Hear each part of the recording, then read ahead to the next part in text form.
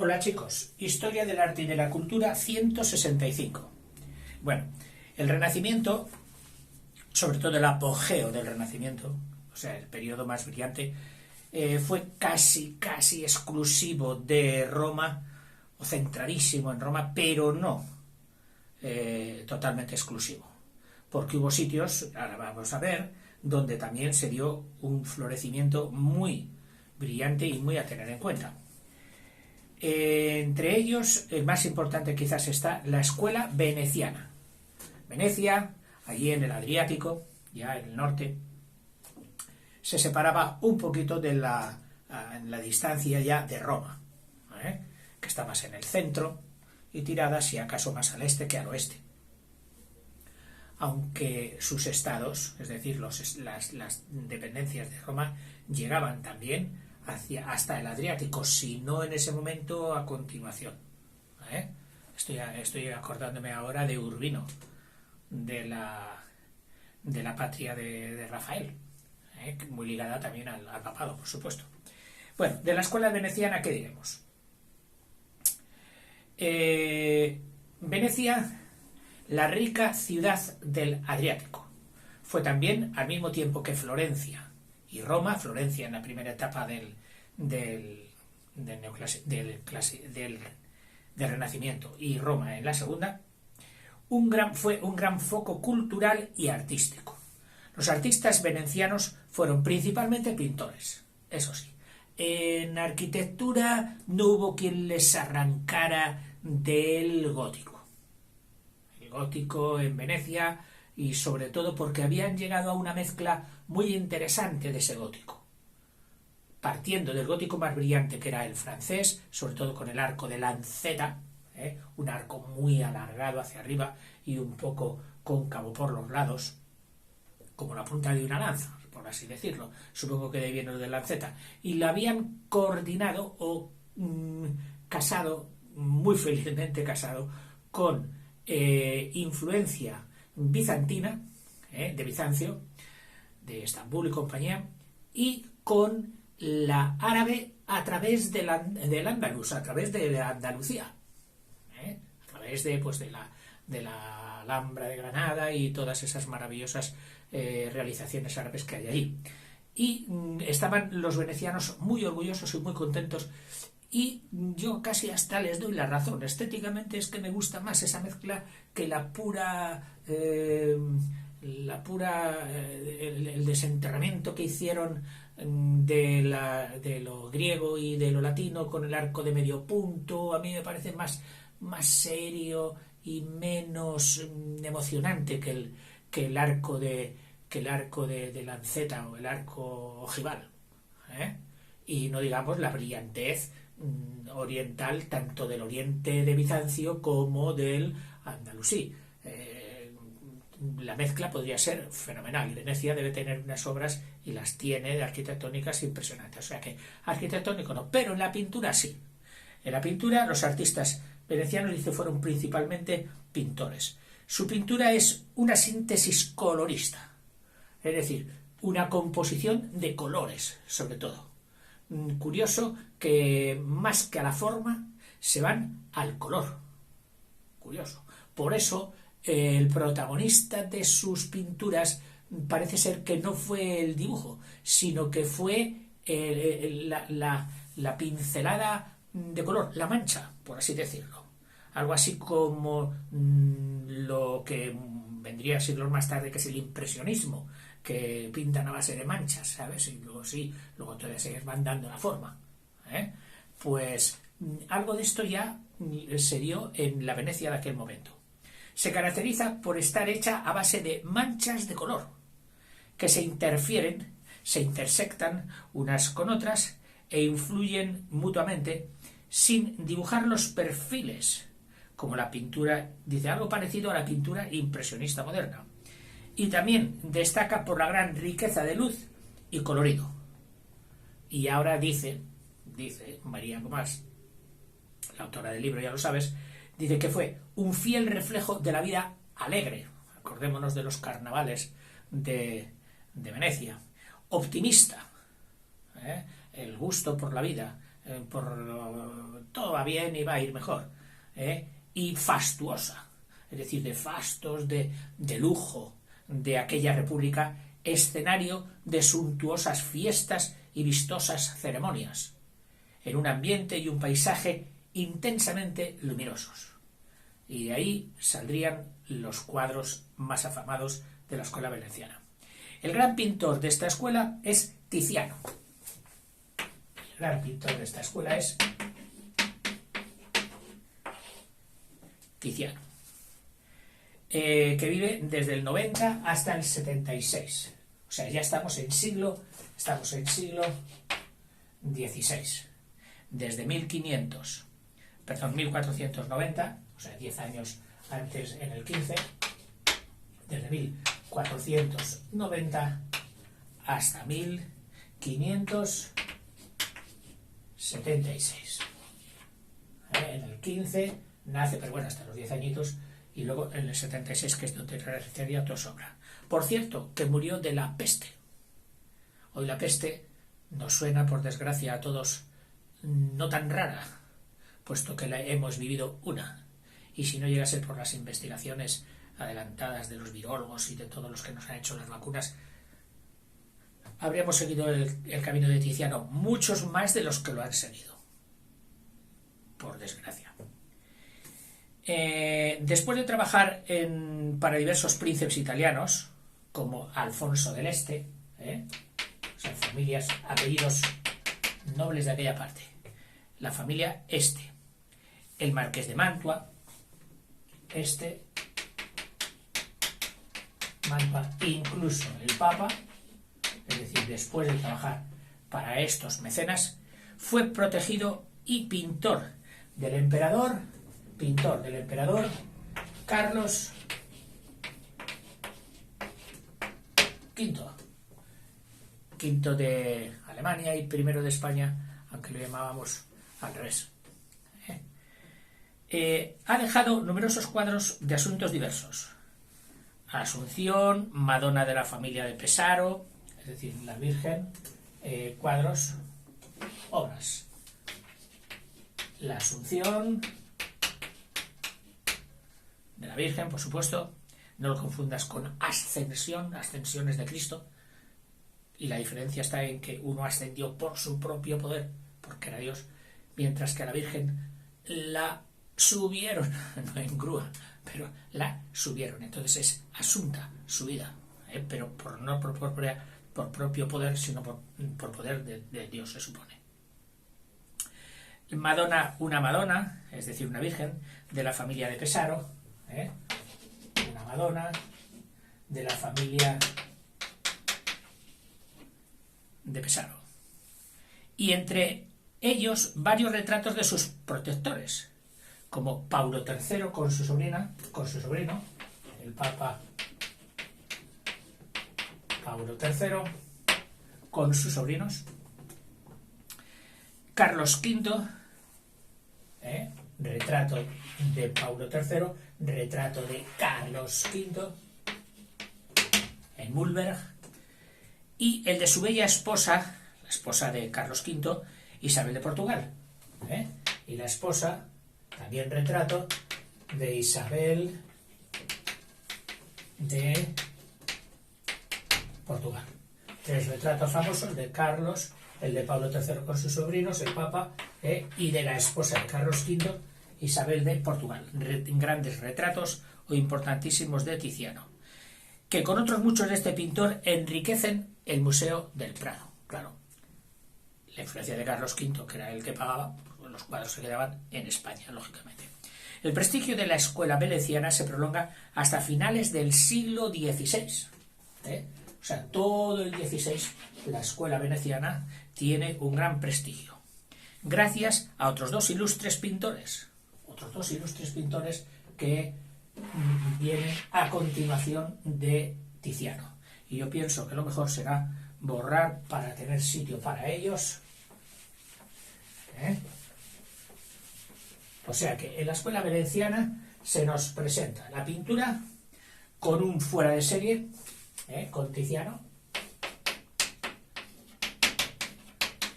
y ahora con dos de primera división. Estos serían de división especial, que son el Tintoretto y el Veronés. Tintoretto, que le llamaban así porque su padre era tintorero, es decir, las telas había que tenerlas, siempre ha habido que tenerlas, y la tintorería, que hoy se ha relegado, por lo menos aquí en España, al sitio donde se limpian prendas, antiguamente eran los sitios donde se teñían. Bueno, ¿qué dirías si tu padre fuera tintorero? ¿Qué harías tú? Si tu padre fuera tintorero y tuvieras anilinas, colores por toda tu casa, tal, de pequeñito, ¿qué harías? Pues cogerlo y andar pintando por las paredes. ¿Qué fue lo que hizo él? Y más que seguramente que no se ocupaban mucho de él, oye, pues porque fueron 21 hermanos. 21 hermanos. O sea que si él a los 10 años ya tenía por lo menos 6 o 7 por detrás de él, tendrían que ocuparse antes de esos 7 de él, que era el mayor, y pintando por las paredes. Pero mira tú, su padre era de buen talante y no se lo tomó a mal, ni le castigó ni le dejó sin postre, al revés. Parece que lo hacía cada vez mejor, y entonces se lo llevó a pintores importantes ya, acuñados, es decir, que ya eran profesionales, para ver si tenía futuro dentro de esa, y le dijeron que sí, que el niño prometía. El Tintoretto, que fue un auténtico, ¿cómo diría yo?, innovador de sí mismo. Desde que nació, bueno, desde que empezó a pintar, hasta que murió, con bastantes años, porque viene desde el Tintoretto, que estoy hablando de él, Tintoretto, del 19 al 94, todo dentro del siglo XVI, 1519 a 1594.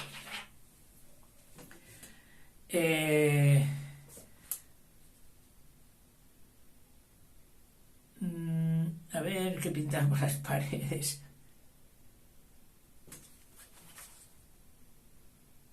Bueno, tengo que decir que tanto a Tintoretto como al siguiente, el Veronés,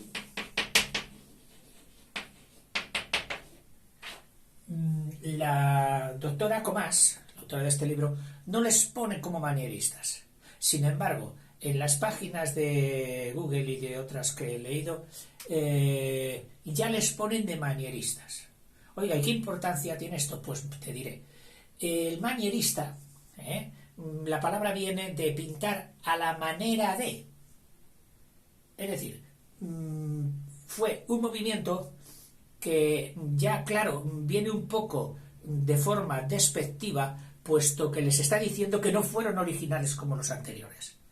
Que ellos ya consideraron que ya eran tan grandes Rafael y tan grandes Michelangelo y Leonardo, que lo más importante que podían hacer ya era hacer figuras, hacer cuadros al estilo de, a la manera de Miguel Ángel, a la manera de fulano, a la manera de Mengano. Y ellos mismos incluso lo reconocían, que pintaban a la manera de tal. Y por eso fue un arte el manierista. Un arte que no ha ascendido a la categoría de los otros movimientos pictóricos. Se ha considerado siempre como un segundo plano, por la falta de originalidad que supone el copiar al estilo de. No que copiases los cuadros, sino que hiciesen los cuadros tal como ellos los hacían, y con las figuras, con las mismas poses y los mismos colores y todo esto que ellos lo hacían, a la manera de. Tintoretto, dice, pintó grandes composiciones de planos dislocados y figuras arrebatadas por un delirante dinamismo. La verdad es que con esta descripción de su obra que nos hace la doctora Comas, con razón ella no lo consideraba manierista, porque todo esto, y te lo repito, dice grandes composiciones de planos dislocados y figuras arrebatadas por un delirante dinamismo entre las que descuella el milagro de San Marcos. Milagro de San Marcos. O sea, manierista sí, manierista no. Y lo mismo con el veronés.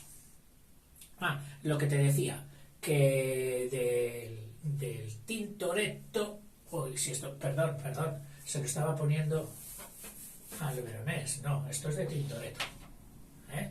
Milagro de San Marcos. Te decía que había ido innovando durante toda su vida, de forma que fue tal la evolución de su pintura que es difícil imaginar que el que pintó unos cuadros de una manera en una determinada edad, en la edad joven, fuera el mismo que pintó otros cuadros durante su madurez y durante su senectud, ya por así decirlo. Es decir, si hay obras variadas dentro de un mismo individuo, ese fue Tintoretto. Claro, esta capacidad de inventiva y de renovación, conjugarla con lo que es el manierismo, es un poco difícil.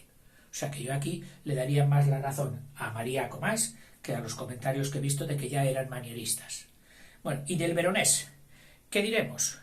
Pues se llamaba en realidad Paolo Cagliari, llamado el veronés porque era de Verona. Verona, una ciudad del Véneto, de Venecia. Me parece que Verona, quiero recordar, que fue la ciudad donde sitúa la acción Shakespeare de Romeo y Julieta. Me parece. Y si no lo es, me lo decís. Pero a mí me sonaba ahora que sí que Verona esto. Es un gran maestro del color y de la perspectiva. Y sobre todo un excelente decorador. Le encantaba dejar todos los cuadros bien decorados. La decoración extraordinaria. Que pintó grandes frescos en paredes y telas. Generalmente con fondos arquitectónicos.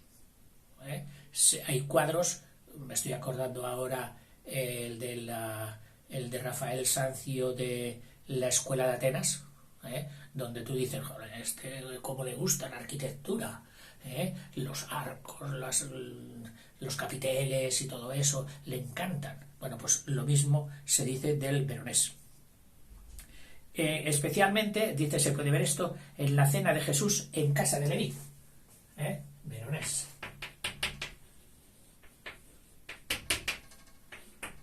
Veronés.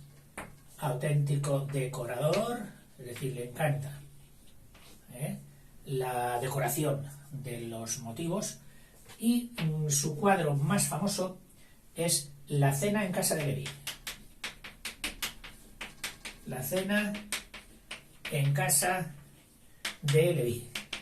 Y para los que estáis familiarizados con el Evangelio, recordaréis que es lo mismo que la última cena, porque los discípulos, los apóstoles, encontraron un lugar grande, un poquito adecuado, donde cupiesen los que iban con Jesús, para hacer allí la última cena, que ellos no sabían, por supuesto, que era la última. ¿Y por qué no se llama este cuadro la última cena? Porque tuvo problemas ¿con quién? Con la Inquisición española. Con la Inquisición española, que por supuesto metía la nariz, por así decirlo, hasta donde se lo permitía, no hasta donde ella alcanzaba. Recordemos que era en aquel momento de España pues el que partía un poquito el bacalao en toda aquella zona del Mediterráneo y del Atlántico. ¿Y de qué le inculpó la Inquisición española? Pues dijeron que no estaba tratada con mucho respeto, con mucho respeto. Me parece que uno de los detalles en concreto que le dijeron es que puso a San Pablo que no era apóstol, San Pablo vino luego con la conversión, lo pusieron en la última cena, pero es que le pusieron además repartiendo, no sé si era repartiendo el pan o algo así, o sea, como si fuera un camarero. Y dijeron que aquello no era serio, que no era formal, que la última cena, Dios mío, ¿dónde vamos a llegar? Y entonces él dijo, no vamos a llamarle la última cena. Y entonces la llamó de una forma que significaba lo mismo, que es la cena en casa de Leví, porque Leví era el dueño de la casa donde se hizo la última cena, por lo menos de lo que yo tengo entendido. Y ahora viene propiamente ya el movimiento manierista. Es decir, de Venecia podemos recordar a Tiziano, a Tintoretto y al Veronés. Y ahora, entre los manieristas propiamente dichos, aunque ya hemos visto que otros amplían el cuadro también con los anteriores, además de los colosos del Renacimiento en la Italia del siglo XVI, descuellan otros maestros como el pintor Antonio Allegri, llamado el Correggio.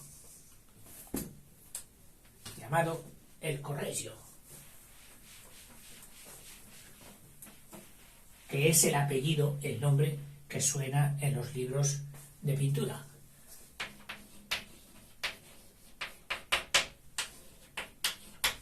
A ver si lo he escrito bien. Vale. Es que no me libro de una, chicos. Desde luego, mi memoria no es fotográfica, porque si no, no fallaría. Los manieristas. Dice, además de los colosos recibe de la tal, el Correggio, entre el 94 y el 34. Es decir, nace en el 15,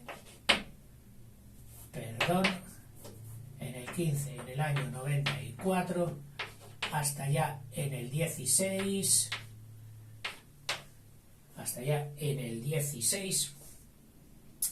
en 1534.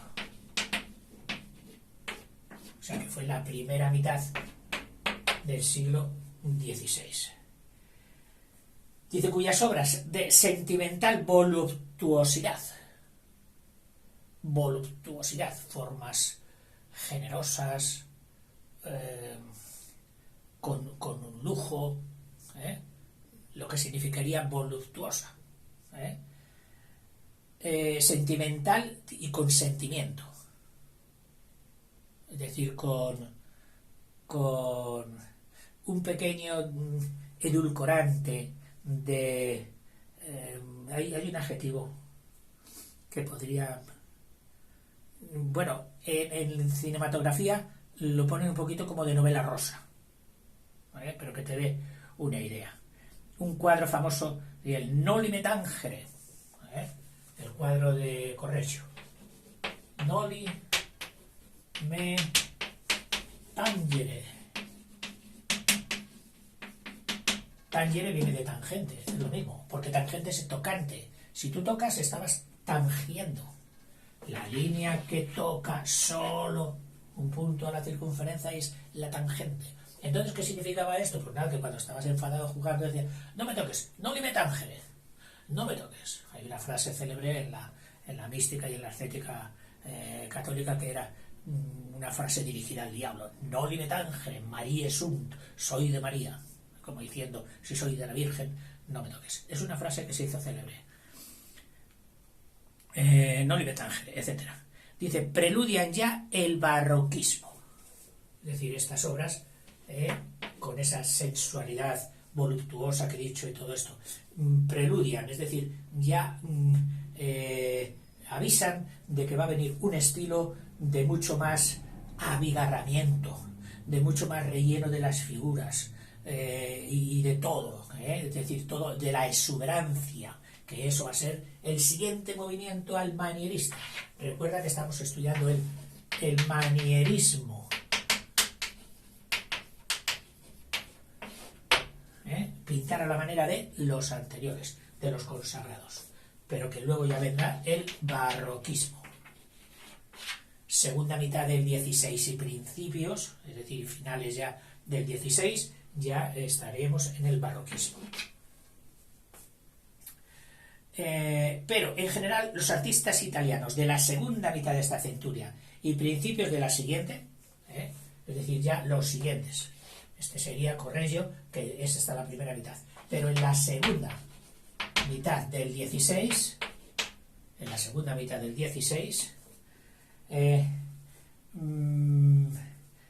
pintores como Domenichino, Guido Reni, etc., se limitan a imitar a los genios renacentistas. Es decir, estos sí que son manieristas de pura cepa. Se limitan a imitar. Y nos da dos. Domenichino Domenichino y Guido Reni.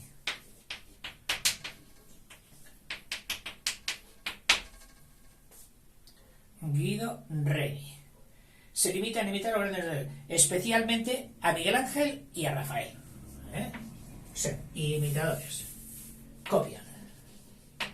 Copian a Miguel Ángel y a Rafael de Sancio. Y producen un arte frío y sin inspiración. Es decir, se nota cuando una cosa es copiada y cuando es creada por ti. O por lo menos en pintura lo distinguen perfectamente. Denominado manierismo. Y manieristas a sus autores. Se destacan, no obstante, tres maestros. O sea, tres maestros, además de Domenichino y Guido Reni, podríamos destacar en esto del manierismo tres. Un pintor y dos escultores. O sea que el manierismo no solo fue de pintura, que es lo que veníamos haciendo ahora, alrededor de Venecia. Ojo, que en este de manierismo ya no fue una cosa propia de Venecia, sino también de todo el contorno, es decir, de la Toscana y del Papado. Es decir, una cosa que surgió, pero en toda la zona aquella pictórica de la Italia. El pintor, nos están hablando del Bronzino. Broncino,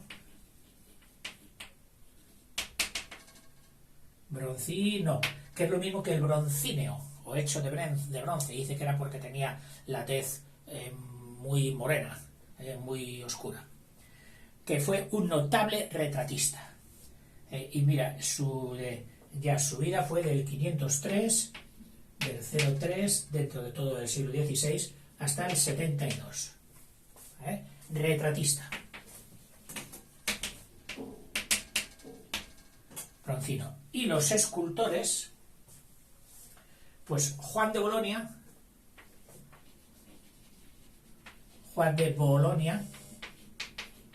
esa ciudad italiana que estaba un poquito más al norte de toda esta comarca de arte. Juan de Bolonia, desde el 24 hasta el 608, fíjate, este ya entra en el siglo XVII, desde el 1524 a 1608, siglo XVII. Juan de Bolonia, escultor, tiene esculturas bonitas, pero, claro, a la gente o a los críticos les recuerda hoy esto es, vamos, casi una copia o muy similar a la tal obra de Miguel Ángel o a tal obra de tal manierista. Y ya le pusieron el San Benito. Y otro, el florentino Benvenuto Cellini. Benvenuto